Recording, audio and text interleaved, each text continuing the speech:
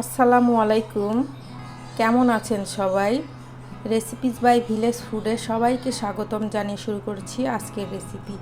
আজ আমি আপনাদের সাথে শেয়ার করব খুব সহজভাবে পটল ভাজি। চলুন দেখে নিই এর পুরো প্রস্তুত প্রণালী।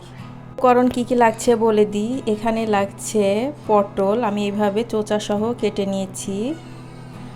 লাগছে আলু আমি সেম সাইজের করে কেটে নিয়েছি।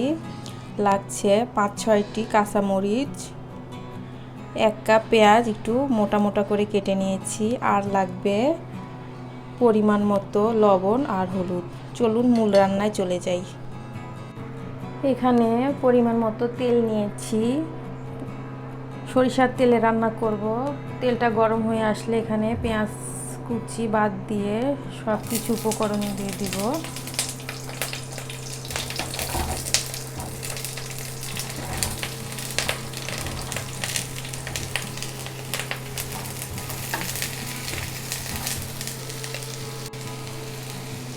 লবণ হলুদ দিয়ে দিব, দিয়ে মিশিয়ে নিব।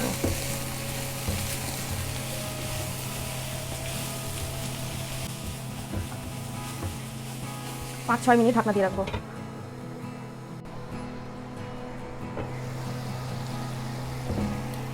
পটল আলু থেকেই পানি ছেড়ে দিয়েছে, এই পানি দিয়ে সেদ্ধ করে নিব।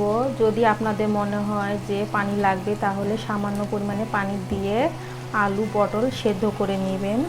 ঢাকনা দিয়ে রাখছি, অপেক্ষা করব সেদ্ধ হওয়া পর্যন্ত।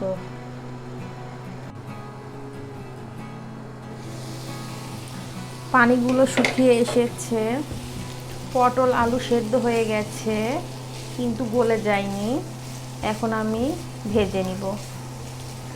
এখন এই পর্যায়ে পেঁয়াজগুলো দিয়ে দিব। শেষ পর্যায়ে পেঁয়াজ দিলে টেস্টটা ভালো আসে।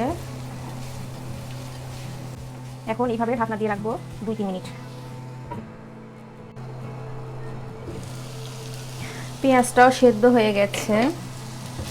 এই টেকনিকটা ব্যবহার করে ভাজি করলে ভাজির টেস্টটা দ্বিগুণ বেড়ে যায়, খেতে অনেক মজা লাগে।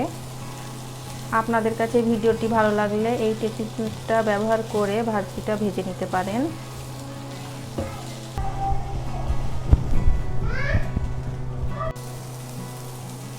তৈরি হয়ে গেল আলু পটল ভাজি। এই রেসিপিটি ফলো করে তৈরি করলে পারফেক্ট হবে আশা করি। আমার জন্য দোয়া করবেন যাতে সুন্দর সুন্দর ভিডিও আপনাদেরকে উপহার দিতে পারি। আজ এই পর্যন্তই, সবাই ভালো থাকবেন। আল্লাহ হাফেজ।